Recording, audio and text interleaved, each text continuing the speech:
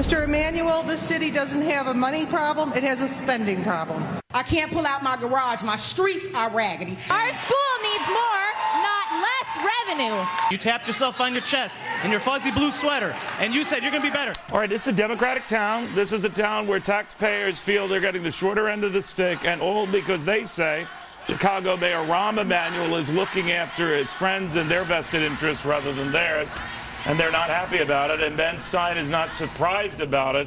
What do you make of this, Ben?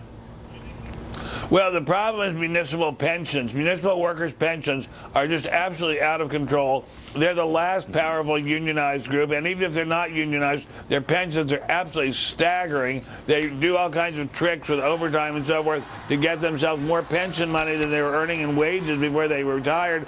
I don't want to do anything to harm the firemen or the firefighters or the police or any law enforcement. They deserve every penny. But the rest of the bloated bureaucracy is just sucking this country dry. You know, you got to wonder who works for whom, though. I mean, whatever you think of all of these fine public workers and all, I mean, they work for us, right? I mean, well, I think a lot of these right, people though, are turning around. Chicago, no town, I don't think any big city has a stronger union presence than Chicago. And I think you want to really talk about a group. Those Chicago teachers, they don't even have a conscience. I mean, they have voted themselves raises and bonuses. One or two of them do. Maybe one or two, but not the couple that are leading, particularly that one woman who's just obscene. I mean, in every way imaginable. Yeah.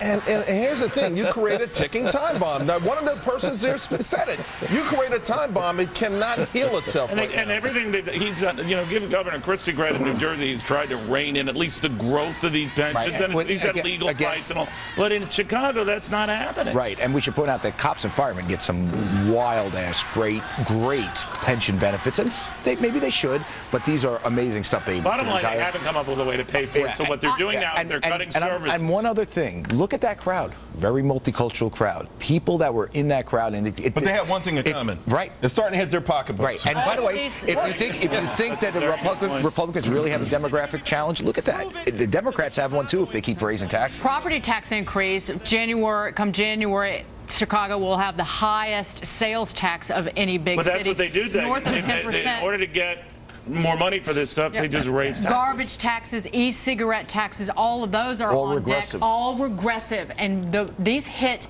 the lowest income Chicagoans. The e-cigarette one amazed me because I don't know how many people in Chicago are using e-cigarettes, but I can't imagine it's a growing number. But you know what? It actually that's the desperation. Well, then I stand corrected. That's the desperation.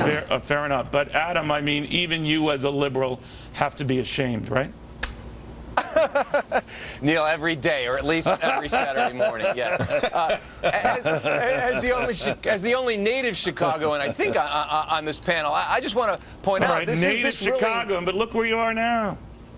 I mean, you know, I have to work, right? But this to the safe, non-liberal confines of San Francisco. But continue.